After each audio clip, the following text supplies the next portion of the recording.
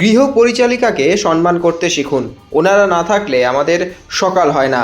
ওনারাই আমাদের জন্য যত্ন সহকারে খাবার তৈরি করে দেন।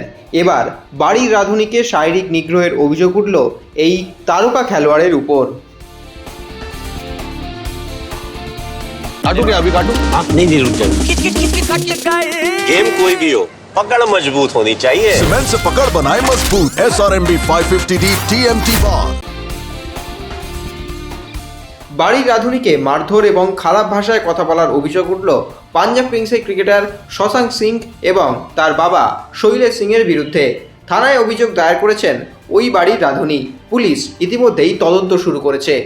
খবর অনুযায়ী ক্রিকেটারের পরিবারের রান্না করা খাবার পছন্দ হয়নি। খাবার পছন্দ না হওয়ায় শশাঙ্ক সিং ও তার বাবা এবং ড্রাইভার মিলে রাঁধুনিকে মারধর ও গালিগালাজ করেন। তার ফোন বাজেয়াপ্ত করা হয় এবং নিষেধ করা সত্ত্বেও জোর করে কাজ করানো হয়। নিরাপত্তার কথা মাথায় রেখে রাঁধুনি বিপেন্দ্র নিজেকে ঘরে তালাবন্ধ করে নেন, কিন্তু কোনোভাবে ক্রিকেটারের পরিবার দরজা খুলে ফেলে এবং তাকে মারধর করে। রাঁধুনির শরীর ও মুখে আঘাত লাগে। বাজেয়াপ্ত করা ফোনটিও ফেরত দেওয়া হয়নি, কিন্তু কাজ করার কয়েকদিন পরই ক্রমাগত কাজের চাপ তৈরি করা হতে থাকে। বিপেন্দ্র জানিয়েছে যে বাড়িতে আগে থেকে কাজ করা রাঁধুনিকেও গালিগালাজ করা হচ্ছিল। পুলিশ শৈলেশ সিং, শশাঙ্ক সিং এবং আরও কয়েকজনের বিরুদ্ধে ভারতীয় ন্যায় সংহিতায় বিভিন্ন ধারায় মামলা দায়ের করেছে।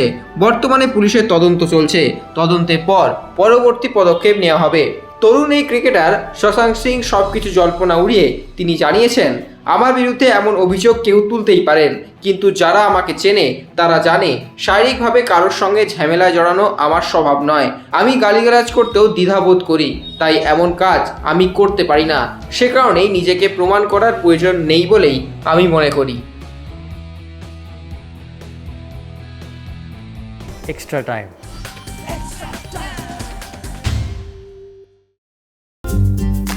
লেটেস্ট নিউজ আর এক্সক্লুসিভ ভিডিওর সঙ্গে আপডেট থাকতে এখনই সাবস্ক্রাইব করুন আমাদের ইউটিউব চ্যানেল। বেল আইকনে ক্লিক করতে ভুলবেন না যেন।